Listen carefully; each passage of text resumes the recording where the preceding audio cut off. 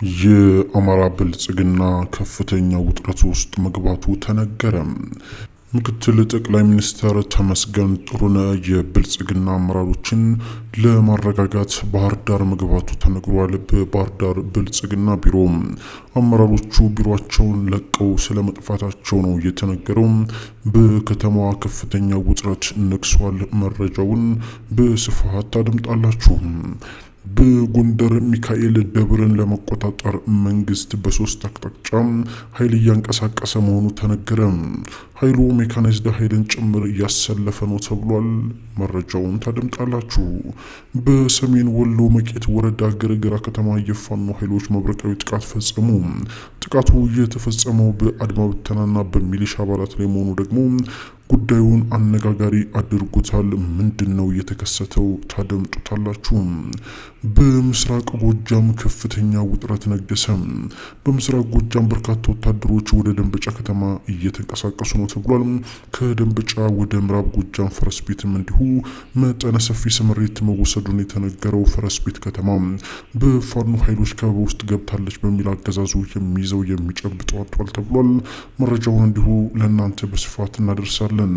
በምስራቅ ጎጃም ዞን አንድ የጤና ባለሙያም እንዲሁ መገደሉን የተነገረው። ማን ገደለው?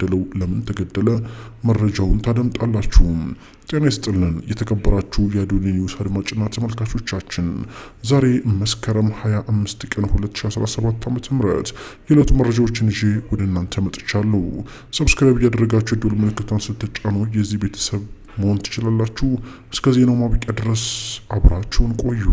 ምክትል ጠቅላይ ሚኒስትር ተመስገን ጥሩነህ ባህር ዳር ገባ። ተመስገን ጥሩነህ ባህር ዳር የገባው ፕሮጀክቶችን ለመመረቅ ነው የሚል ሐሰተኛ ፕሮፓጋንዳ በመንግስት ሚዲያዎች ይሰራጭ እንጂ ቅሉ ግን ሌላ ነው ተብሏል። የአማራ ብልጽግና አመራሮች አረጋ ከበደን ጨምሮ ሌሎችም ከፍተኛ ድንጋጤ ውስጥ መግባታቸውን የተነገረው።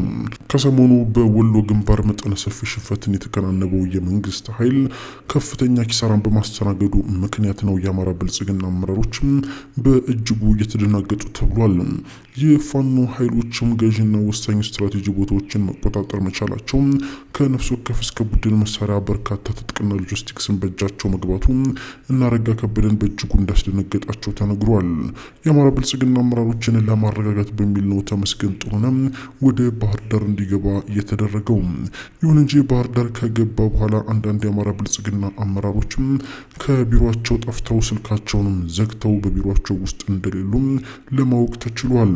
ተመስገን ጥሩነህ አሁን በዚህ ሰዓት ላይ አቨንቲ ሆቴል ያረፈ ሲሆን ስብሰባውን በአቨንቲ ሆቴል እንደሚደረግ ምንጮቻችን ገልጸዋል።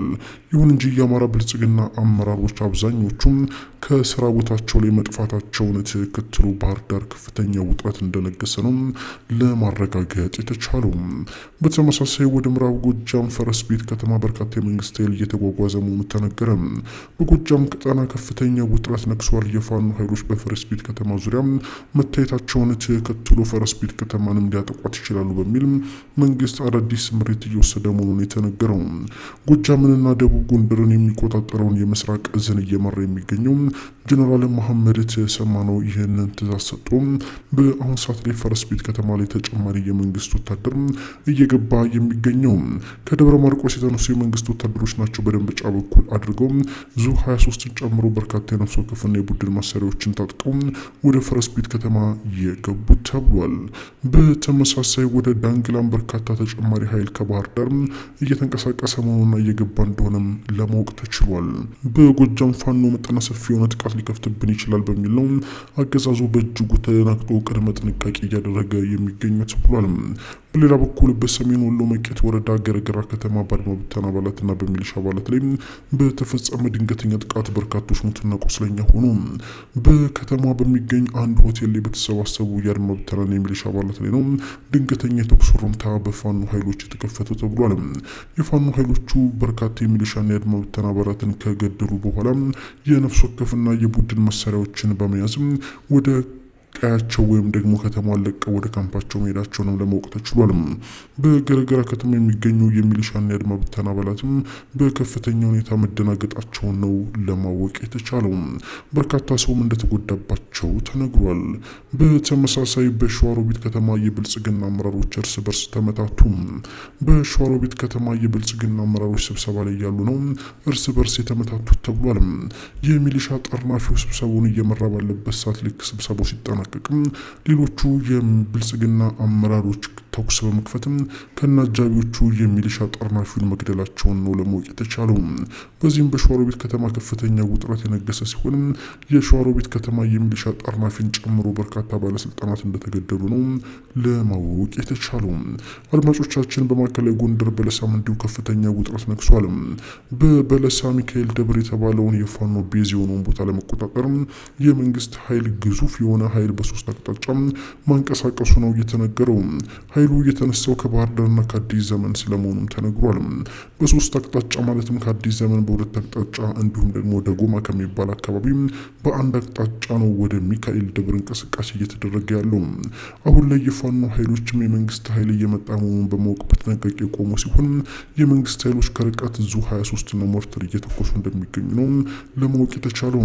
ይሁን እንጂ የመረጃ እስከተጠናከረበት ሰዓት ድረስ የጨበጣ ውጊያ እንዳልተጀመረም ለማረጋገጥ ተችሏል።